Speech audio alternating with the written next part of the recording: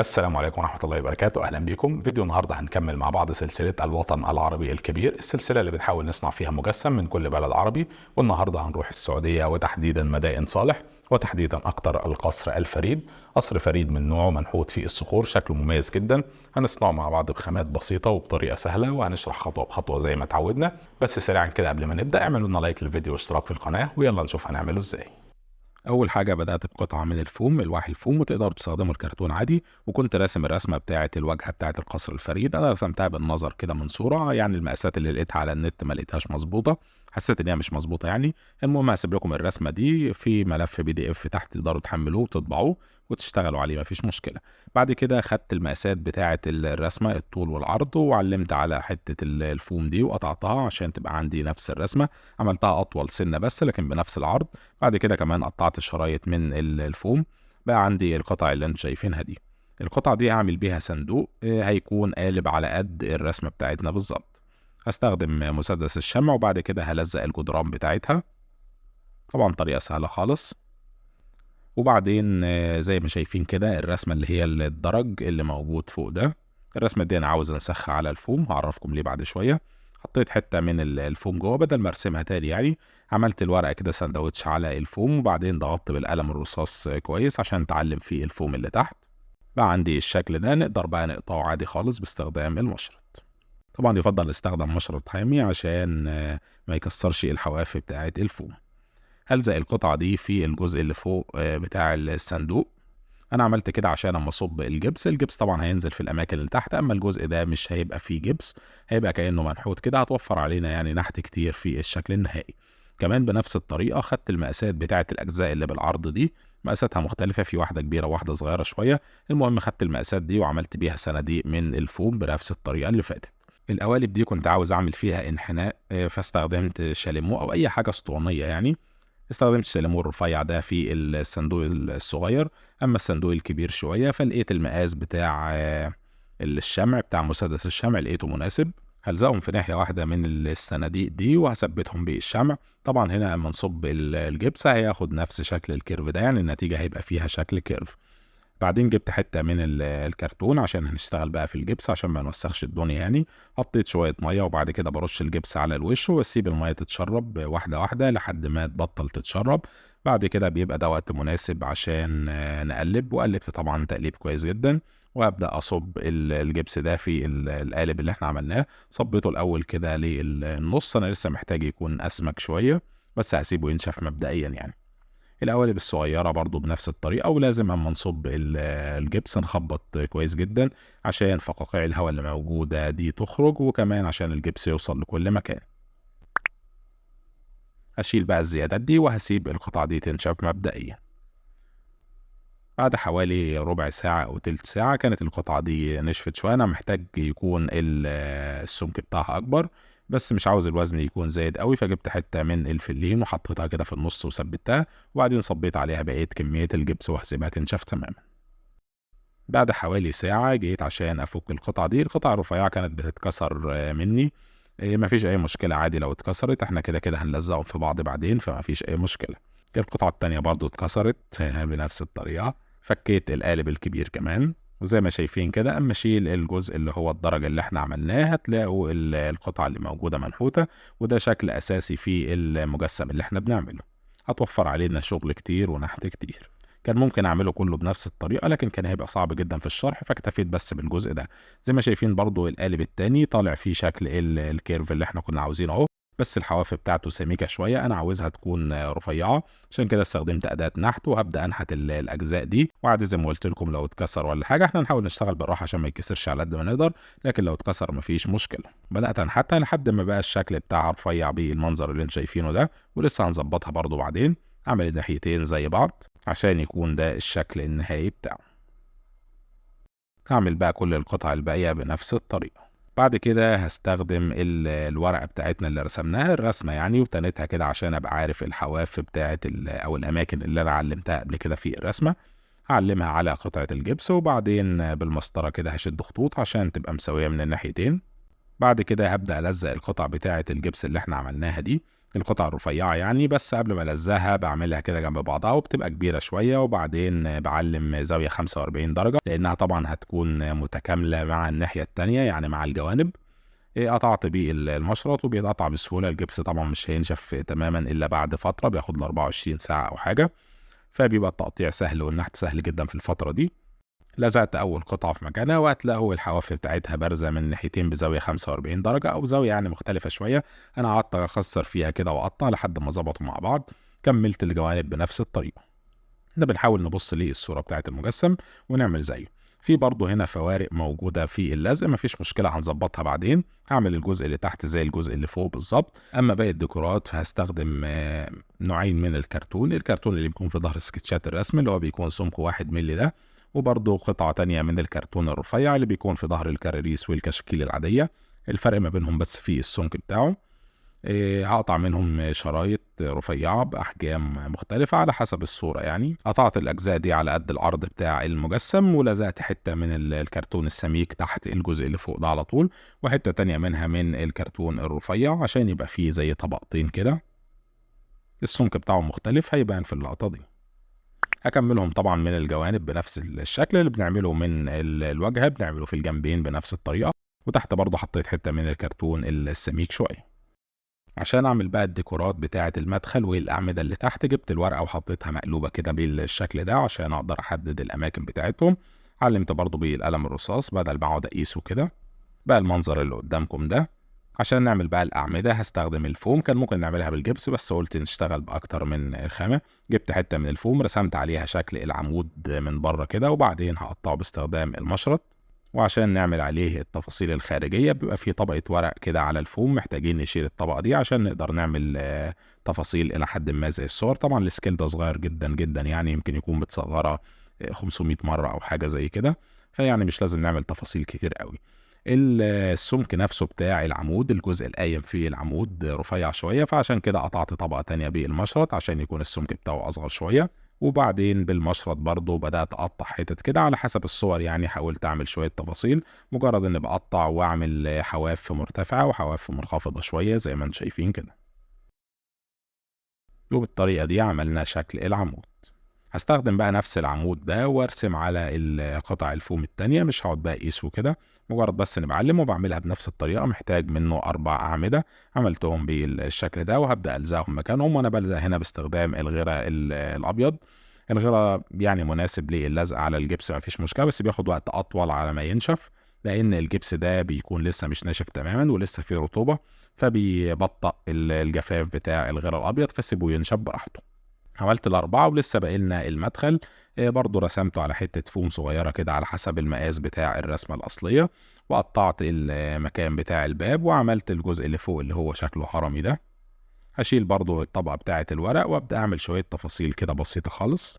وفي الجزء اللي فوق الباب على طول كان في شكل مثلث كده متكسر، فأنا نحت المثلث ده باستخدام مشرط يكون رفيع السن بتاعه صغير.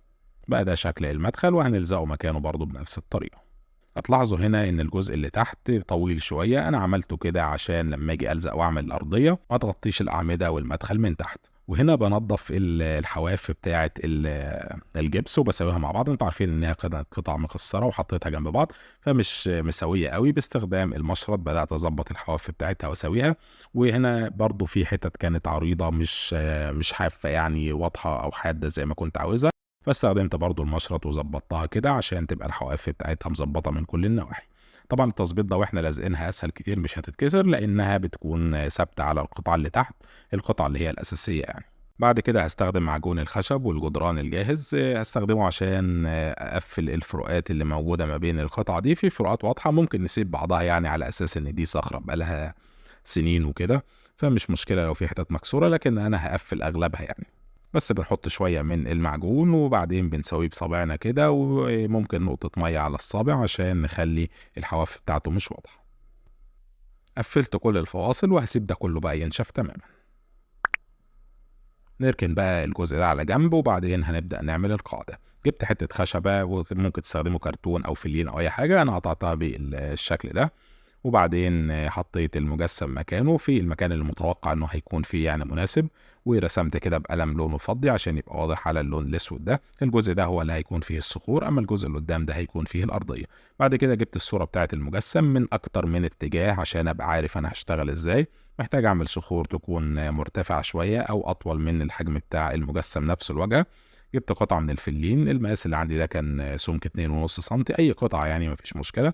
قطعتها لشرايط باحجام مختلفه، هلزقها طبقه بطبقه في الاماكن اللي رسمتها، وهنا بستخدم مسدس الشمع، هو كافي جدا في اللزق ده، كويس يعني. هسيب طبعا الجزء اللي قدام فاضي زي ما انتم شايفين. بعد كده بدات احط الطبقات على بعضها وبستخدم الشمع زي ما قلت لكم. وانا طالع كده كان في طبقات بعملها اعرض شويه لان شكل الصخره مش منتظم، فحاولت اخلي حتت كده في النص. ومش لازم طبعا نستخدم قطع كبيره، ممكن قطع صغيره جنب بعض كده تكمل لنا المساحه، مفيش اي مشكله، على حسب المتاح يعني من الفلين. انا خلصت القطعه الاولى، بعد كده كان عندي قطعه تانية ارفع شويه فكملت بيها لحد ما بقى الشكل زي ما انتم شايفين كده، وهو مش منتظم من الجوانب ومن فوق عريض شويه زي ما قلت لكم. حطيت المجسم مكانه كده عشان اقدر احدد الشكل بتاع الرسمه، وزي ما انتم شايفين مرتفع شويه. بعد كده رجعت للصور من كذا اتجاه. خدت الصوره اللي هي من قدام عشان اشوف الشكل من الوجه هيكون عامل ازاي. بعد كده جيت على الجنب صوره من الجنب ورسمت الحافه الجانبيه برضو، ومن الناحيه التانيه ومن فوق ومن كل الاماكن. يعني رسمة على قد ما نقدر يعني بنحاول، لأن الصور مش مغطية كل المكان يعني، فحاولت كده نعمل حاجة قريبة من الواقع. بعد كده استخدمت المشرط، ونستخدمه هنا بحذر شوية لأن هنقطع كميات كبيرة من الفوم، فناخد بالنا بس لأن الفوم في أوقات بيبقى مقاوم شوية للقطع. استخدم مشرط حامي ونبعد إيدينا خالص عن المكان بتاع القطع على قد ما نقدر. بدأت أقطع على شكل الحواف اللي عملتها من كل النواحي. بقطع من ناحية وبعدين بروح أشوف الرسمة من الناحية التانية وأقابلها، بحيث إن في الآخر الشكل يكون إلى حد ما مظبوط. ولا أخفيكم سرا يعني الشغل بالفلين الأبيض ده مقرف جدا وبيزروت الدنيا وبيدخل في كل مكان تقريبا، لكن هو متاح ورخيص وخفيف جدا وفي نفس الوقت قوي، فمناسب أوي للأعمال الفنية. في أنواع تانية الفوم الأزرق والكلام ده بس هتلاقوها مش متاحة دايما. كملت كمان بعد ما قطعت الشكل الرئيسي عملت شوية التفاصيل الصغيرة دي. ولو عايزين تعرفوا أكتر إزاي بعمل تفاصيل في الصخور، أنا شرحت ده باستفاضة في الفيديو بتاع مجسم مدينة البتراء. بعد كده رجعنا بقى المعجون الخشب والجدران الجاهز، جبت منه شوية وبعدين احط عليهم شوية من تراب جايبه من الشارع عادي. حطيت عليهم شوية مية برضو، وكمان لون اكريليك بني مصفر اسمه روسينا.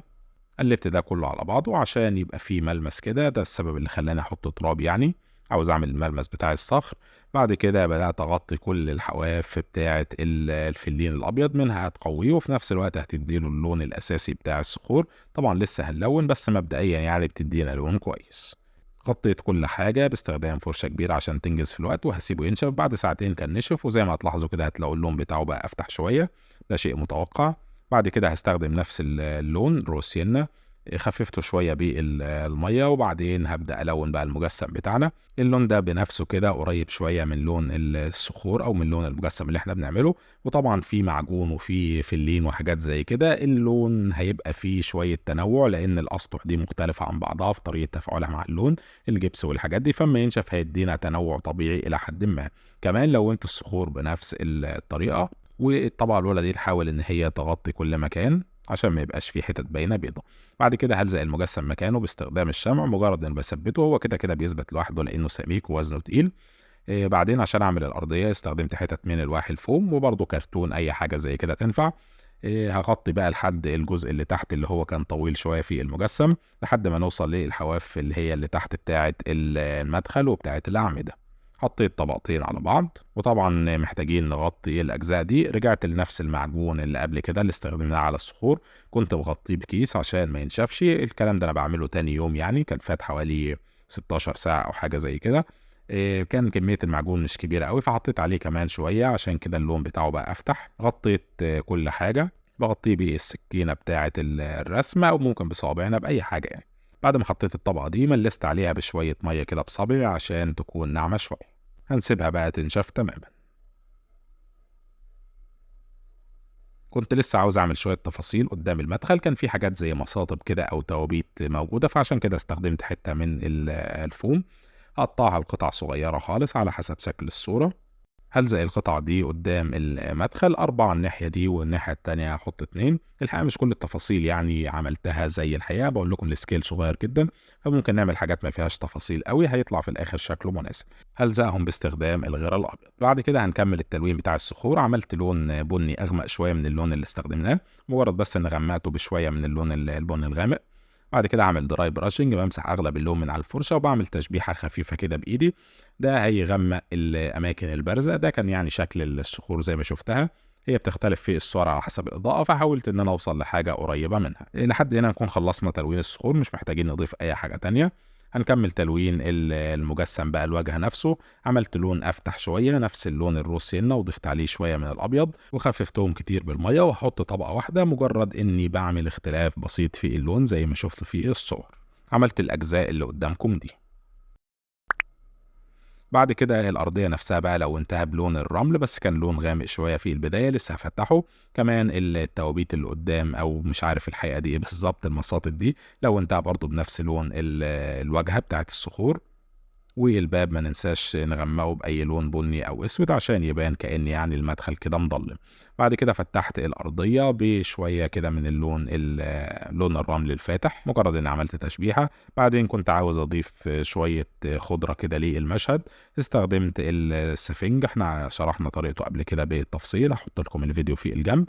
حطيت شوية بشكل عشوائي، وطبعا هلزقهم باستخدام غيرة أبيض متخفف بالمية. والحاجات دي كلها أنا شرحتها قبل كده بالتفصيل في فيديوهات الديوراما. هسيب ده كله ينشف، واخر خطوه هعملها كالعاده هي ان احنا نلون الحواف بتاعه المجسم باللون الاسود عشان يكون التركيز على المشهد اللي عملناه. وكده خلصت.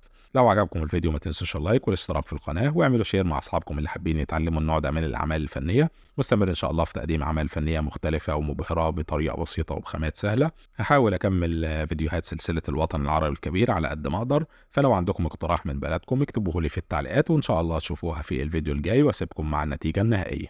سلام.